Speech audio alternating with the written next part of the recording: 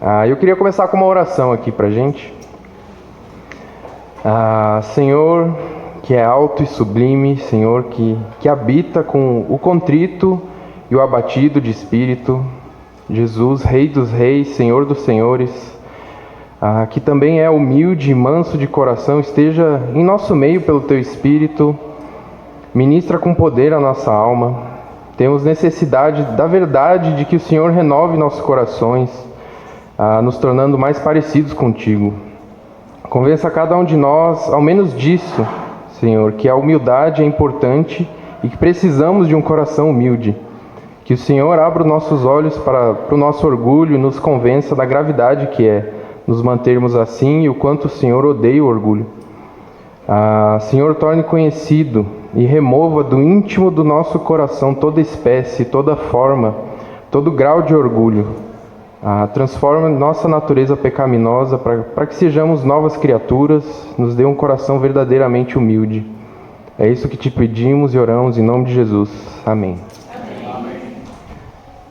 O livro começa com um versículo em Provérbios que eu queria trazer aqui, que é: antes da ruína gaba-se o coração do homem, e diante da honra vai a humildade. Eu queria perguntar aqui, quem já estudou sobre esse tema, sobre humildade? Ali, algumas pessoas.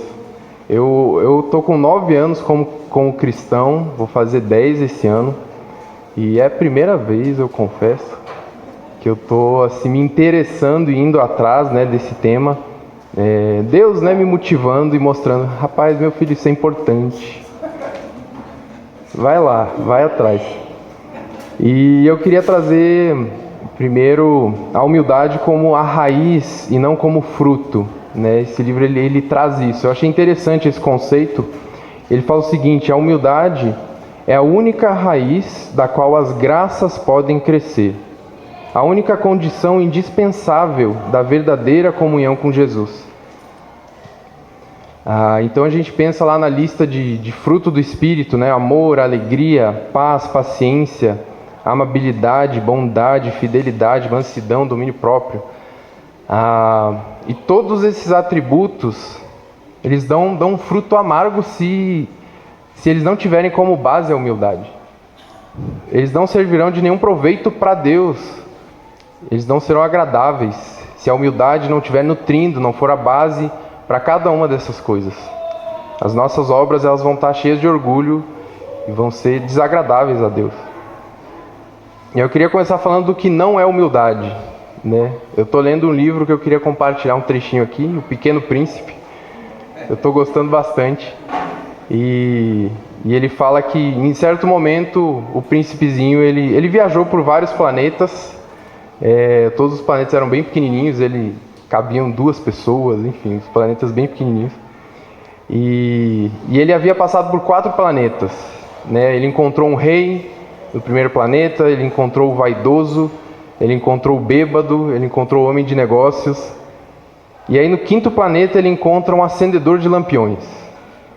E quando era noite, o acendedor de lampiões acendia para iluminar, e de dia ele apagava, né? Para economizar, enfim.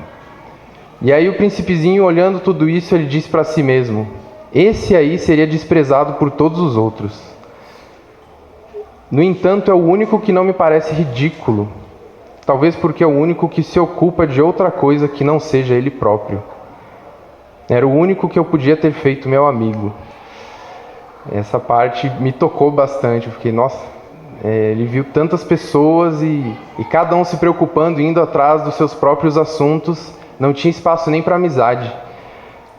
Então as pessoas que só pensam em si mesmas, orgulhosas, né, elas vão ter dificuldade em ter amigos. Elas não vão atrair, mas vão afastar as amizades. Eu queria trazer também um exemplo da Bíblia, né? Eu gosto desse exemplo que é bem, bem marcante. Eu gostaria de ver um filme sobre isso, inclusive, que é impressionante. A gente vê a história de Nabucodonosor lá em Daniel 4. Quem quiser abrir, hoje a gente está sem os slides. Daniel 4, do versículo 18 ao 21. Nesse contexto aqui, ele está falando para o filho de Nabucodonosor, que ele sucedeu, né, o trono. E aí que eu trouxe esse trecho porque ele está resumindo um pouquinho de uma parte da história do que aconteceu com Nabucodonosor, né? E ele fala o seguinte, Daniel falando, né? Ó rei, no versículo 18, foi a Nabucodonosor, teu predecessor, que o Deus Altíssimo deu soberania, grandeza, glória e majestade. Devido à alta posição que lhe concedeu, homens de todas as nações, povos e línguas tremiam diante dele e o temiam. A quem o rei queria matar, matava, a quem queria poupar, poupava, a quem queria promover, promovia, e a quem queria humilhar, humilhava. Mas quando seu coração se tornou arrogante e endurecido por causa do orgulho, ele foi deposto de seu trono real e despojado da sua glória. Foi expulso do meio dos homens e sua mente ficou como a de um animal. Ele passou a viver com os jumentos selvagens e a comer capim com os bois. E o seu corpo se molhava com o orvalho do céu, até reconhecer que Deus, o Deus Altíssimo, domina sobre os reinos dos homens e coloca no poder a quem Ele quer. É uma história bem marcante, né? Bem vívida. Imagina um rei, o homem mais rico, mais sábio, mais admirado do mundo naquela época, recebendo a mentalidade de um animal, né? Comendo o pasto como os bois. E tudo isso aconteceu quando Deus viu ali o orgulho, né? A arrogância dele, ele se sentindo como Deus. Então deixa bem claro, foi um ato pontual ali de Deus, né? Ele não fica fazendo isso toda hora. Foi bem pontual.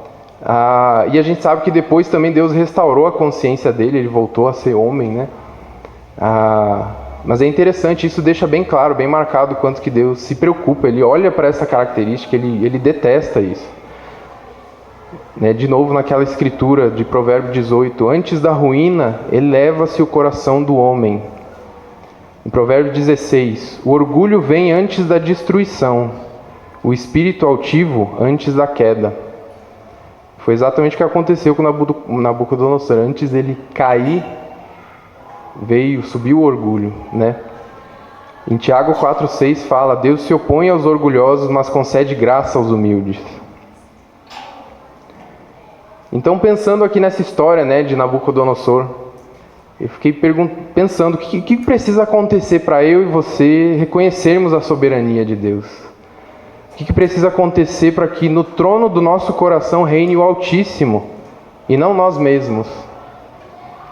O que você está esperando que aconteça para que você dependa de Deus e entregue a Ele todos os seus sonhos, todas as suas vontades, todos os seus caminhos?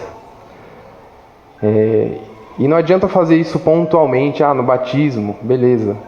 Ou em alguns momentos da minha vida eu faço isso, é algo constante. Olha para Jesus, ele estava o tempo inteiro, se rendendo, se entregando a Deus. Essa semana eu encontrei um caderninho que eu escrevi alguns estudos lá. Eu escrevi uma oração, acho que há uns 4 anos, não sei, depois de ler Ezequiel 28. E aí nessa oração eu estava confessando, né, o meu orgulho, vendo ali um orgulho entranhado no meu coração, no meu íntimo, reconhecendo minha falta de capacidade, né, para me livrar dele, minha impotência.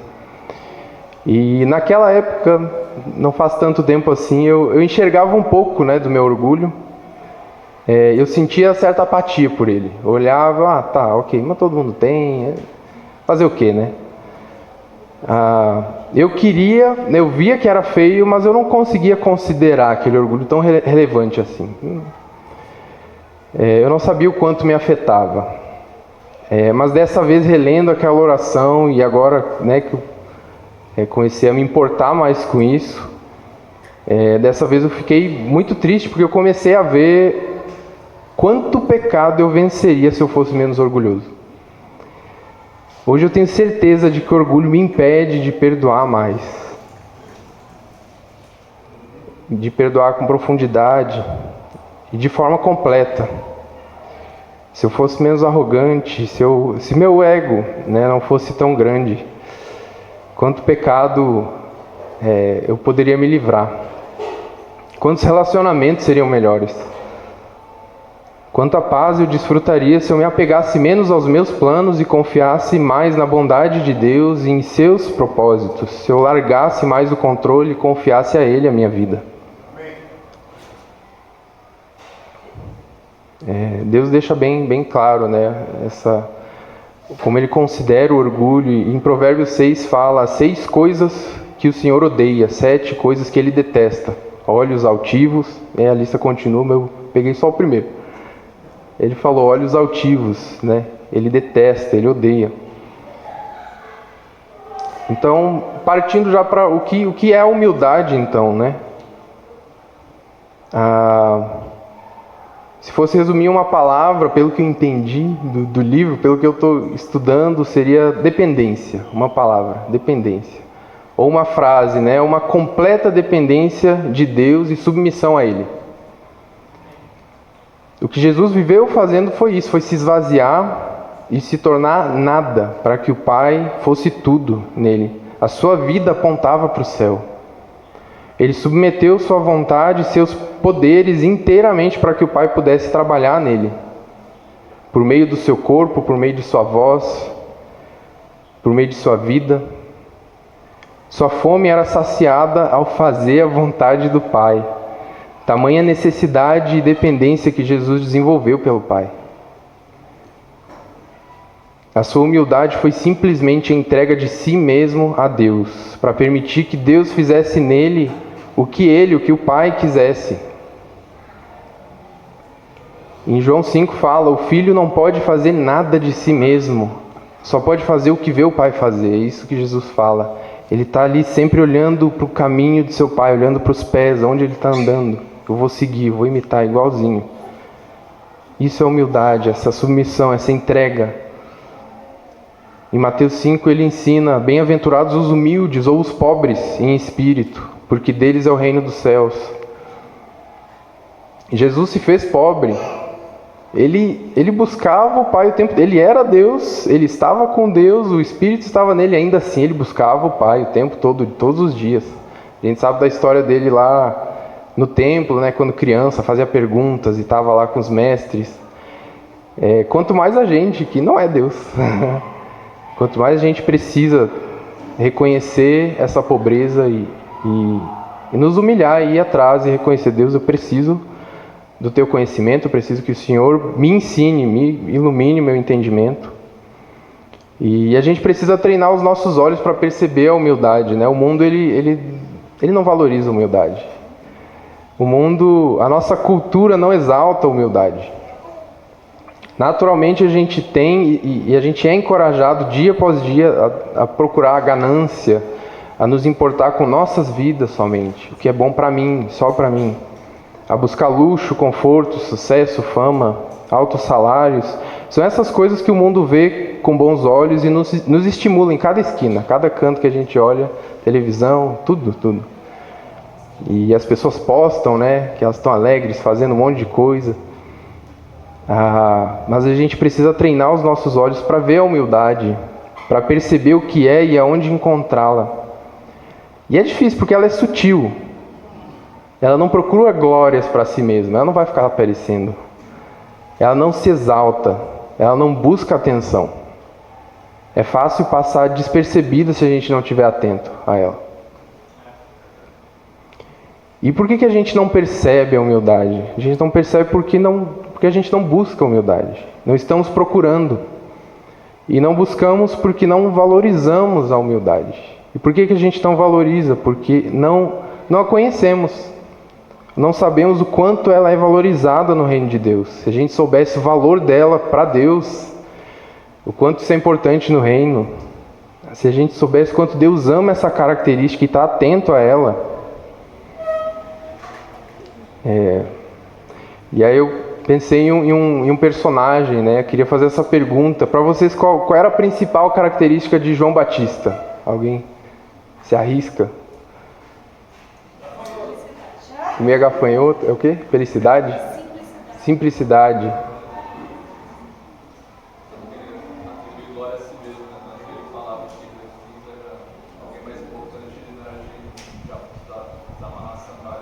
Exato.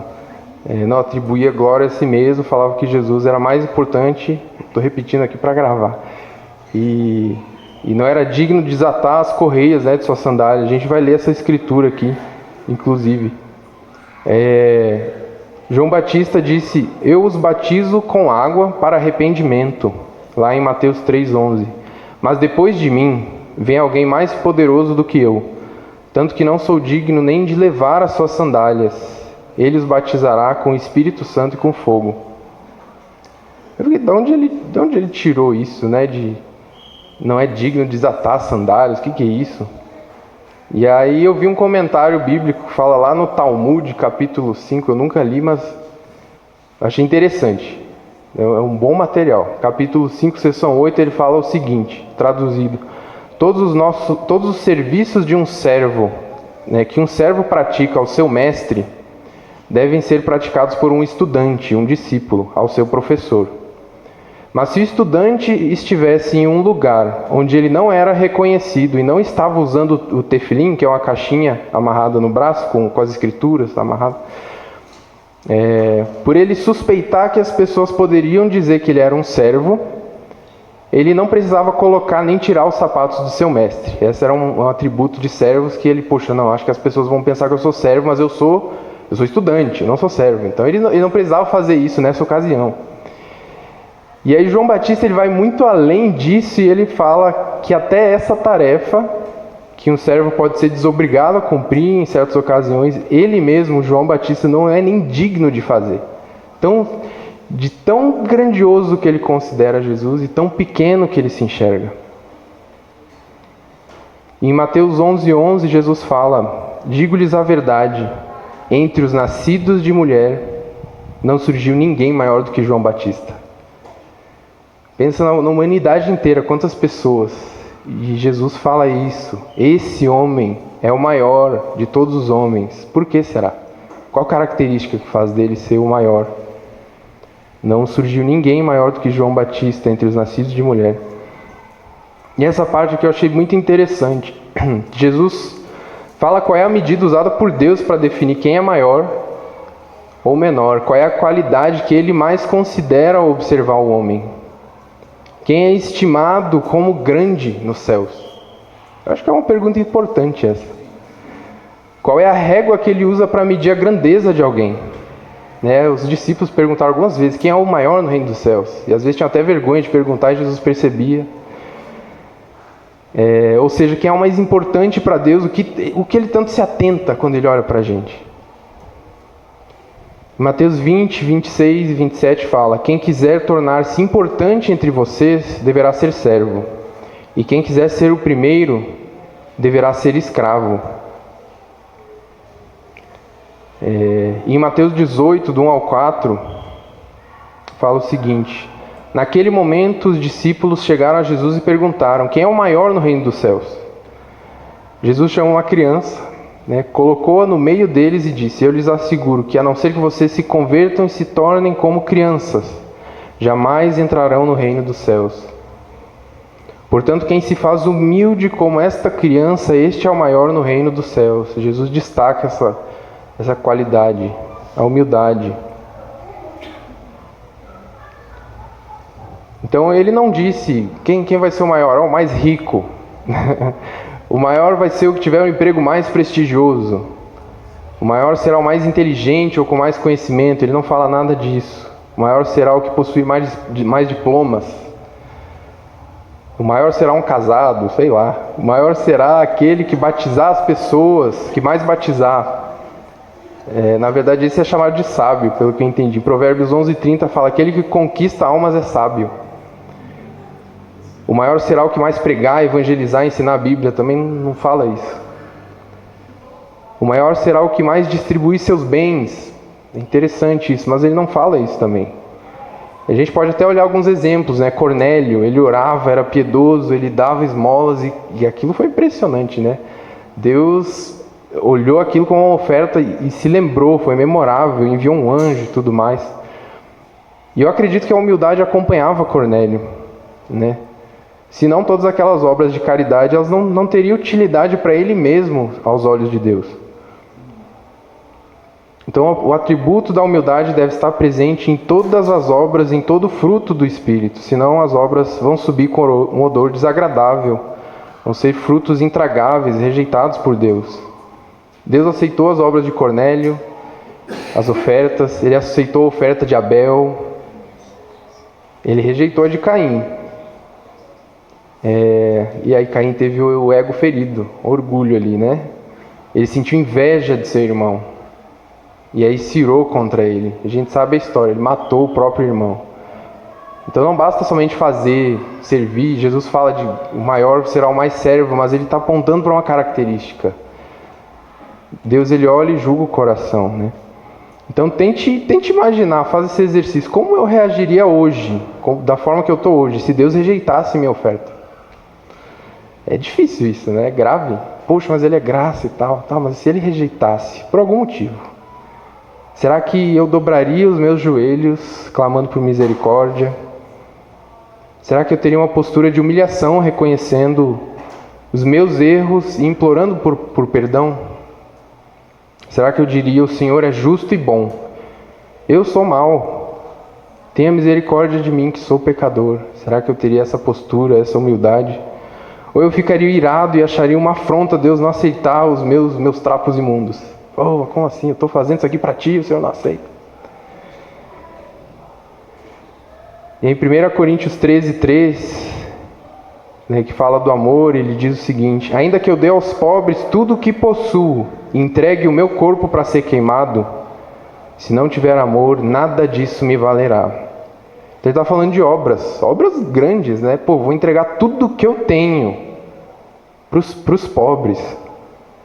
Não vai valer de nada. Eles vão aproveitar, vão ficar felizes. Amém, que bom, maravilha. Mas para mim, Deus vai olhar e vai falar, não quero isso não. Isso aí que está no teu coração.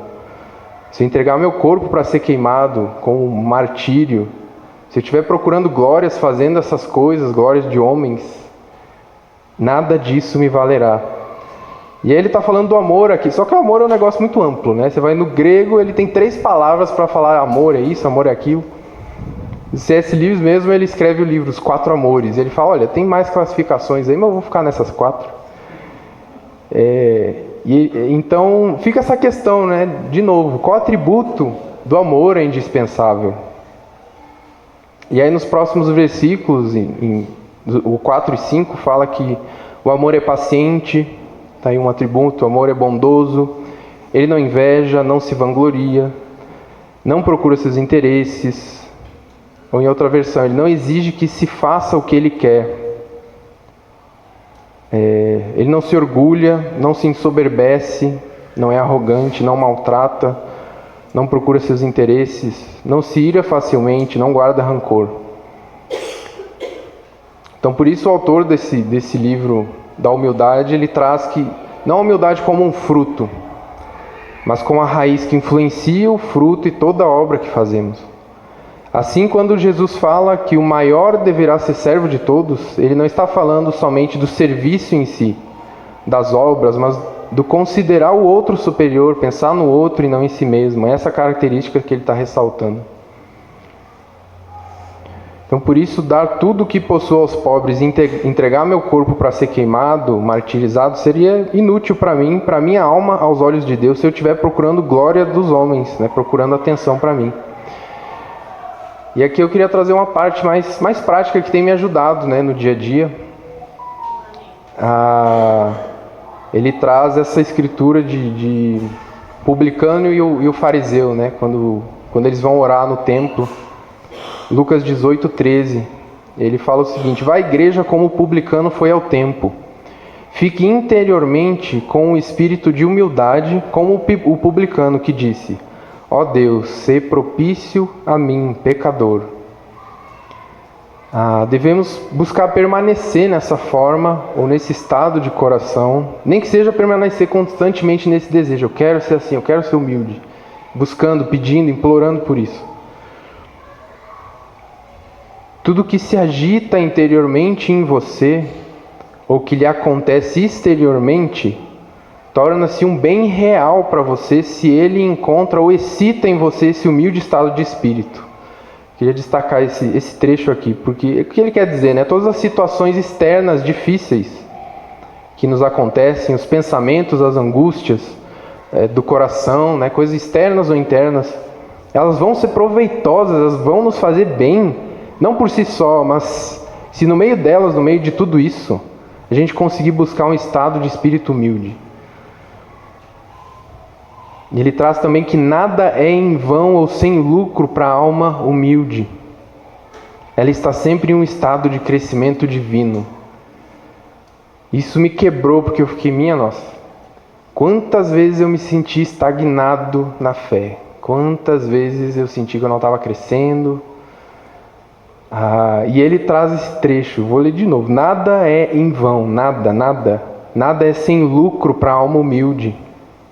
Ela está sempre em um estado de crescimento divino. Para mim foi muito revelador ouvir isso, né? Porque eu frequentemente, né, eu tinha esse pensamento, poxa, não estou aprendendo nada, ou quase nada, estou meio parado aqui, às vezes afastando de Deus, não saía muito do lugar, não crescia tanto quanto Deus, quanto eu achava que Deus queria, ou quanto eu gostaria. E agora eu sei o motivo. Era o meu orgulho, né? Eu precisava buscar um coração humilde para aprender, humilde para aceitar a vontade de Deus. Se eu fosse humilde, eu aprenderia em todas as situações, em todas as circunstâncias, não só lendo a Bíblia, não só nos cultos, orando, fazendo atividades ministeriais, mas tudo, em todos os momentos, seria proveitoso para mim. Hoje eu sei que se eu sentir que eu estou dando murro em ponta de faca, né, se eu aparentemente não estou indo para lugar nenhum, ou até me afastando e ficando amargurado com Deus, é porque o orgulho está se alastrando em mim e eu preciso me humilhar, preciso implorar por um coração humilde. Então, no fundo, a gente fica olhando para as situações e culpando um monte de coisa, né, mas não é o meu sonho que está sendo destruído, não é a situação em si, não é a outra pessoa que está difícil de aturar, ou o pecado que está batendo a porta, não são essas coisas que me atrapalham. Elas não têm poder para nos afastar de Deus. É o meu orgulho que está me esmagando e me impedindo de me aproximar de Deus. Está me impedindo de perceber a sua bondade. Está me impedindo de ter tudo o que Ele me oferece, a graça dEle, que me basta, que é suficiente, a paz, a sua paz que excede todo entendimento. O orgulho está me cegando para perceber isso, para buscar isso. Está me impedindo de buscar o seu consolo, de sentir a presença dEle, no Espírito dEle aqui comigo. De sentir, de ter o seu conforto, de ter o Senhor como a minha torre segura. Está me afastando do seu amor, que nem anjos nem demônios podem adulterar ou separar esse amor de mim. É o orgulho que me priva de tudo isso. E aí ele fala o seguinte: esteja, portanto, sempre com esta mentalidade da humildade, né? Não respire senão dentro e fora de seu espírito. Não veja nada senão com seus olhos. Não ouça nada senão com seus ouvidos. Então, quer você esteja na igreja ou fora dela, ouvindo louvores de Deus, ou recebendo injustiça dos homens e do mundo, tudo será edificação. E tudo ajudará a avançar seu crescimento na vida de Deus. E eu queria terminar com a frase de Timothy Keller, em homenagem a ele,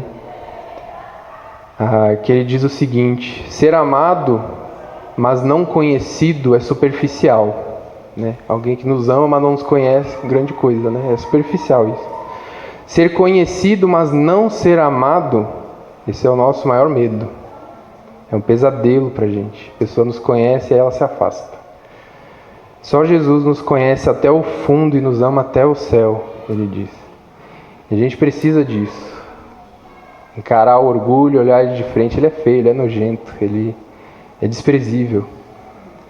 Mas Jesus conhece o íntimo da nossa alma e Ele ainda assim nos chama, ainda assim Ele nos aceita. E a gente precisa disso para encarar as coisas mais difíceis, mais feias da nossa alma.